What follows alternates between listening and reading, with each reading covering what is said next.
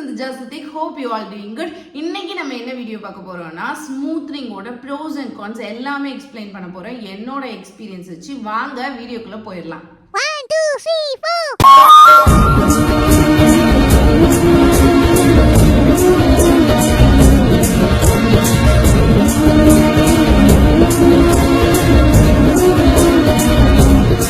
So hi guys, video பிடிச்சிருந்துச்சுன்னா சேனலை கண்டிப்பாக சப்ஸ்கிரைப் பண்ணி வச்சுக்கோங்க. நிறைய நல்ல வீடியோஸ்லாம் இன்னும் அடுத்து வந்துட்டே இருக்க போகுது.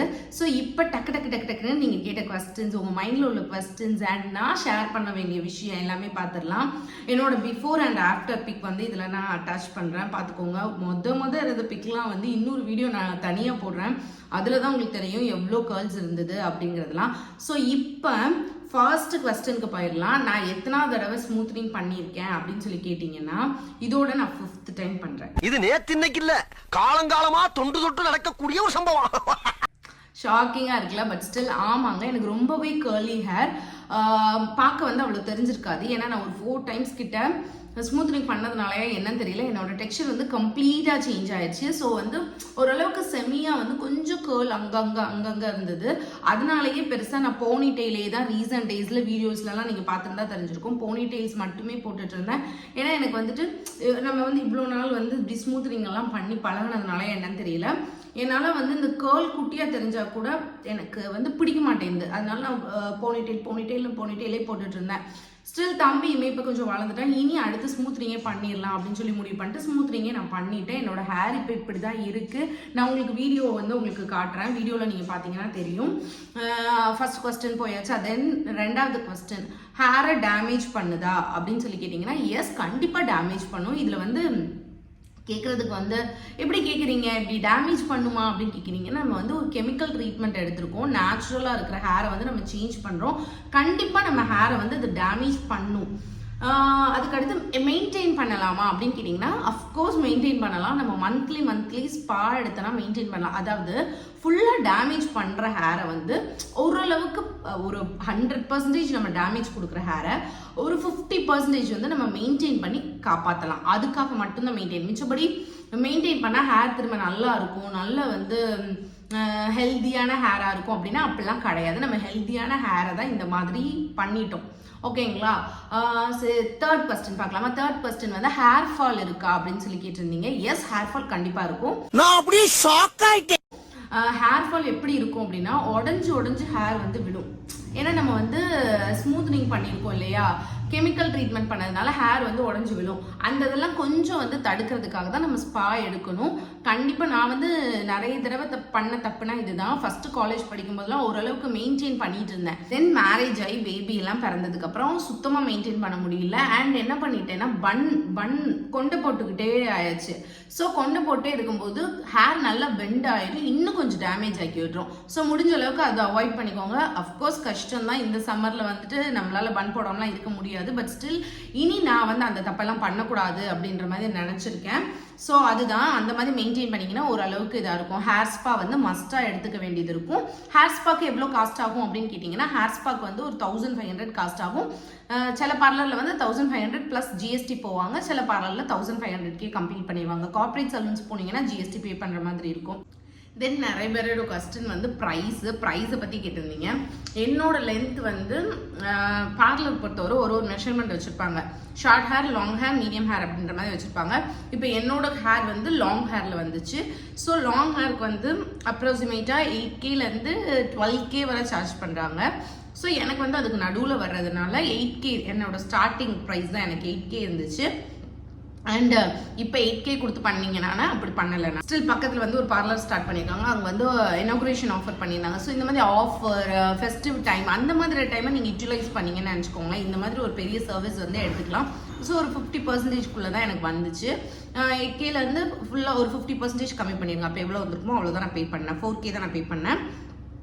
இது மாதிரி நிறைய கார்பரேட் சலூன்ஸ் இல்லாத சலூன்ஸில் இதை விட கம்மியாக கூட பண்ணி கொடுக்கலாம். பட் ஸ்டில் நமக்கு குவாலிட்டி என்னென்ன பண்ணுறோன்றதை பொறுத்து இருக்குது. நான் ஸ்பாஸ்காஃப் பிராண்ட் பண்ணியிருக்கேன். ஸோ மேட்ரிக்ஸ் பிராண்ட் பண்ணுவாங்க, அது ரொம்ப ரேட் கம்மி. லோரியல் பண்ணுவாங்க. லோரியல் நான் போன தடவை லோரியல் பண்ணியிருந்தேன், எனக்கு அவ்வளோ செட் ஆகலான்னு. லோரியல் வந்து ஸ்குவாஸ்காப்பை விட நல்லா இருக்கும்னு சொல்கிறாங்க ஸ்டில் நிறைய பேர். பட் ஸ்டில் எனக்கு வந்து செட் ஆகலை. எனக்கு வந்து நல்லா செட் ஆகுறதுனா அப்படின்னா ஸ்குவாஸ்காப் தான் செட் ஆச்சு. ஸோ நான் இப்போ வந்து ஸ்குவாஸ்காப் தான் பண்ணியிருக்கேன். ஸ்டில் மெயின்டைன் பண்ண தான் தெரியும் எப்படி இருக்குன்னு. இப்போ ஹேர் பார்த்தீங்கன்னா உங்களுக்கு தெரியும் எப்படி இருக்குது அப்படிங்கிறத நீங்கள் மெசேஜ் பண்ணுங்கள், கமெண்ட் பண்ணுங்கள். வேறு டவுட்ஸ் இருந்தாலும் கண்டிப்பாக கமெண்ட் செக்ஷனில் கேளுங்க. எனக்கு வேறு என்ன டவுட்ஸ்லாம் இருக்குது அப்படிங்கிறது தெரியல. அண்ட் வீடியோ வந்து நான் கொடுத்துருக்கேன். இந்த சர்வீஸ் எப்படி இருக்குன்னா, ஃபர்ஸ்ட் ஹேர் வாஷ் பண்ணுவாங்க, அதுக்கப்புறமா ஒரு க்ரீம் அப்ளை பண்ணுவாங்க, ஸ்குவாஸ்காப் க்ரீமு. அதுக்கப்புறமா ஒரு 1 or 2 hour. இந்த சர்வீஸ் மொத்தமாக எடுக்க எவ்வளோ டைம் ஆகும் அப்படின்னு கேட்டிங்கன்னா 4 hours ஆயிரும். அண்ட் ஒரு 2 hours கிட்ட நமக்கு வந்து ட்ரை பண்ண விடுவாங்க. அதுக்கப்புறம் ஒரு ஹேர் வாஷ் பண்ணுவாங்க. அப்புறம் அயனிங்கே ஒரு 1 hour எடுத்துரும். நல்லா அயன் பண்ணணும், அயனிங் பண்ணுவாங்க. அதுக்கப்புறம் நியூட்ரலைசர் ஒரு க்ரீம் அப்ளை பண்ணுவாங்க. தென் நம்மளை வந்து ஹேர் வாஷ் பண்ணுவாங்க. அதுக்கப்புறம் 2 days கழிச்சு 2 to 3 days வந்து நம்ம அந்த ஹேரை வந்து வாஷ் பண்ணக்கூடாது, கட்டக்கூடாது, இப்படி கூட கிளிப் பண்ணக்கூடாது. இன்னைக்கு தான் நான் ஹேர் வாஷ் பண்ணிட்டு வந்தேன், அதனால இந்த கிளிப் பண்ணியிருக்கேன். ஸ்டில் இந்த கிளிப் கூட பண்ணக்கூடாது, பண்ணாமே தான் ஒரு 3 நாள் இருக்கணும். இப்போ போய் ஹேர் வாஷ் நான் பண்ணிட்டு வந்தேன். ஹேர் வாஷ் பண்ணதுக்கப்புறம் நம்ம என்ன ஹேர் ஸ்டைல்னாலும் பண்ணிக்கலாம், பின்னி போட்டுக்கலாம், எண்ணெய் வச்சுக்கலாம், என்னன்னாலும் பண்ணிக்கலாம். பட் ஸ்டில் ரொம்ப பிரைட் போடுறது வந்து வேண்டாம் தான் நான் சொல்லுவேன். நீங்கள் போட போட வந்து என்ன ஆகும்னா ஹேர் வந்து கேர்ள் ஆகிட்டே இருக்கும். நீங்கள் ஃப்ரீ ஹேரவே விடுறீங்க. மோஸ்ட்டாக இதை நான் யாருக்கு ரெக்கமெண்ட் பண்ணுவேன்னா, ஒரு ஒர்க்கிங் பீப்புள் இருக்கீங்க, இல்லை எப்பயுமே ப்ரெசன்டபுளாக இருக்கணும், ஒரு வீடியோ எடுக்கிறோம், ஒரு இடத்துக்கு போகிறோம், ரொம்ப வந்துட்டு டக்குனு அயனிங்லாம் பண்ண முடியாது, ஜஸ்ட் லைக் தட் கிளிப் பண்ணிட்டு போகணும், டேங்கிள் ஃப்ரீயாக இருக்கணும் அப்படின்னா இது வந்து நீங்கள் தாராளமாக பண்ணிக்கலாம். இவ்வளோ ஒர்க் கொடுத்ததுக்கு உங்களுக்கு கரெக்டாக உங்களை வந்து ஒரு கொஞ்சம் உங்களை ப்ரெசன்டபுளாக காட்டும். ஸோ அந்த மாதிரி தான் இருக்கும். ஸோ இவ்வளோ தான் என்னை பொறுத்தவரை ஸ்மூத்னிங்கில் நீங்கள் கேட்ட ப்ரோஸ் அண்ட் கான்ஸ் வந்து நான் எல்லாமே வந்து இது பண்ணிட்டேன். அட்வான்டேஜ்னால் நான் லாஸ்ட்டாக சொன்னது தான், ப்ரெசன்டபுளாக இருந்துக்கலாம் அண்ட் ஈஸியாக டேங்கிள் ஃப்ரீயாக இருக்கலாம், என்ன ஹேர் ஸ்டைல் வேணாலும் பண்ணிக்கலாம், நல்லா இருக்குங்க, அந்த மாதிரி பண்ணிக்கலாம். டிஸ்அட்வான்டேஜ் என்னன்னா ஹேர் ஃபால் இருக்கும், மெயின்டைன் பண்ணணும், இவ்வளோ காஸ்ட் வந்து இதுக்கு செலவு பண்ணணும், எல்லாமே இருக்குது. டேண்ட்ரஃப் வந்துடும். ஸோ ஆயில் வந்து கண்டிப்பாக நீங்கள் வைக்கணும், ஆயில் வைக்காமல் இருக்கக்கூடாது. பட் ஸ்டில் ஒரு அளவு இருக்குது. ரொம்ப போட்டு தபன்னு ஆயில் வச்சு கெட்டினீங்கன்னு நினச்சிக்கோங்களேன், ஸ்மூத்னிங் பண்ணது வேஸ்ட்டாக போயிடும் கம்ப்ளீட்டாக. ஸோ இந்த மாதிரி தான் பண்ணியிருந்தேன். நான் ஸ்குவாஸ்காப் ரன் பண்ணியிருந்தேன். And before and after pic நான் வந்து இதில் கொடுத்துருக்கேன். 5 times பண்ணதுனால ஹேருக்கு எதுவும் ஆகலை அப்படின்னா, அஃப்கோர்ஸ் என்னோட ஹேர் வந்து பயங்கர டேமேஜ், தெரியுதான்னு தெரியல எனக்கு, சூப்பர் டேமேஜாக இருக்குது, சூப்பர் ட்ரையாக இருக்குது. பட் ஸ்டில் மெயின்டைன் பண்ணணும். மெயின்டைன் பண்ணுற விலாகுமே நம்ம சேனலில் வரும். என்னென்ன ஹேர் மாஸ்க் பண்ணலாம், என்ன மாதிரி ப்ராடக்ட்ஸ் யூஸ் பண்ணுறது, அது எல்லாமே அடுத்தடுத்து வீடியோவில் காட்டுறேன். அண்ட் அவங்க கொடுக்குற ஷாம்பு தான் யூஸ் பண்ணும், கண்டிஷனர் தான் யூஸ் பண்ணும், சீரம் தான் யூஸ் பண்ணும். அது நமக்கு நைக்கா, ஃப்ளிப்கார்ட் எல்லா இடத்துலையுமே அவைலபிளாக இருக்குது. ஸ்குவாஸ்காப்போட ஷாம்பு, கண்டிஷனர், சீரம் நம்ம என்ன பிராண்ட் பண்ணுறோமோ அந்த பிராண்ட் இதை யூஸ் பண்ணிக்கலாம். யாரெல்லாம் பண்ணக்கூடாது அப்படின்னு கேட்டிங்கன்னா, ஃபீடிங் மதம் பண்ணக்கூடாது, ப்ரெக்னெண்ட்டாக இருக்கிறவங்க பண்ணக்கூடாது, வேறு ஏதாவது ஹெல்த் இஷ்யூஸ் இருந்துச்சுன்னா நீங்கள் கொஞ்சம் கன்சிடர் பண்ணிட்டு பண்ணுங்கன்னு தான் நான் சொல்வேன். ஸோ அந்த கெமிக்கலோட இருங்க ஒரு நிமிஷம்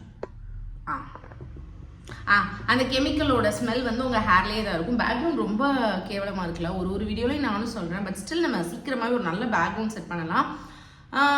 அதனால் வந்துட்டு ப்ரெக்னென்ட் லேடிஸ்லாம் பண்ணாதீங்க.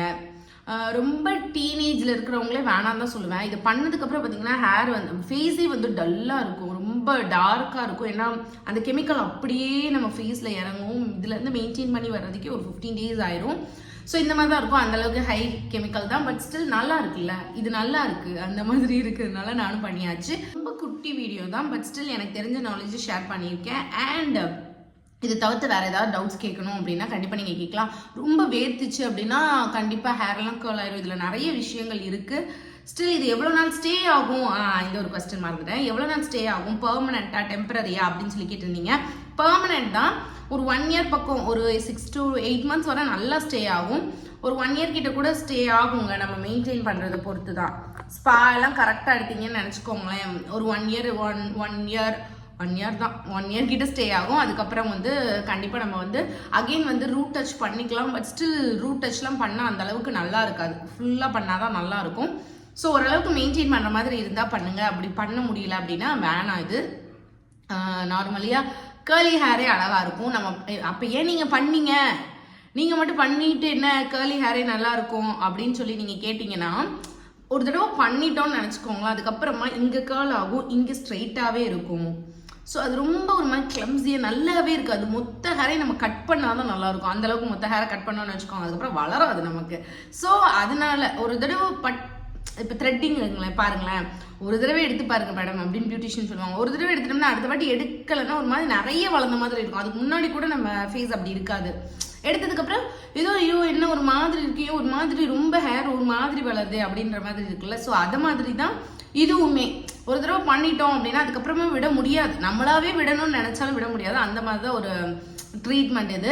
எனக்கு தெரிஞ்ச அளவுக்கு எல்லாமே ஷேர் பண்ணிட்டேன். கெரட்டினுக்கும் ஸ்மூத்னிங்க்கும் என்ன டிஃப்ரென்ஸ் அப்படின்னா, கெரட்டின்ல ஹேரோட டெக்ஸ்சர் சேஞ்ச் ஆகாது, ஸ்மூத்னிங்ல ஹேரோட டெக்ஸ்சர் டோட்டலா சேஞ்ச் ஆயிரும். அதாவது கர்ல் அந்த ஸ்ட்ரைட் ஆயிரும். கெரட்டின்ல வந்து ஸ்ட்ரைட்டா இருக்கிற மாதிரி இருக்கும். ஸ்டில் ஒரு 10 days ஒரு 1 weekல உங்க ஹேரோட டெக்ஸ்சர் அகெயின் அதே மாதிரி பவுன்ஸ் பேக் ஆயிரும். அது வந்து கொஞ்சம் ப்ரோட்டீன் ஹேருக்கு அப்பெல்லாம் சொல்றாங்க. பட் ஸ்டில் எனக்கு அதை பத்தி எல்லாம் நோ ஐடியா. நான் இதுவரை கெரட்டின் ட்ரீட்மெண்ட் எடுத்தது கிடையாது. எடுத்த கண்டிப்பா ஷேர் பண்றேன். எனக்கு தெரியாத விஷயத்த வந்து எப்பயுமே நம்ம சேனல்ல சொல்றதுதான். தெரியாத விஷயத்த சொல்லாம இருக்கிறதே நல்லது. பிகாஸ் சொல்லிட்டு தப்பா இருந்துச்சுன்னா என்ன பண்றது. பட் ஸ்டில் எனக்கு அதை பத்தி தெரியாது. ஸ்மூத்னிங் பத்தி கேட்டீங்கன்னா எனக்கு எல்லாமே தெரியும். ஸோ ஒரு 6 times கிட்ட பண்ணிட்டேன். ஸோ வேற ஏதாவது டவுட்ஸ் இருக்கு அப்படின்னு ஏதாவது நான் விட்டுருந்தேன் அப்படின்னா நீங்க கண்டிப்பா கமெண்ட் செக்ஷன்ல கேளுங்க. நான் உங்களுக்கு கண்டிப்பா ரிப்ளை பண்றேன். அண்ட் வீடியோ பிடிச்சிருந்துச்சுன்னா சேனலை சப்ஸ்கிரைப் பண்ணிக்கோங்க. அப்பதான் எனக்கு ஒரு பூஸ்டப்பா இருக்கும். Thank you so much. Bye by.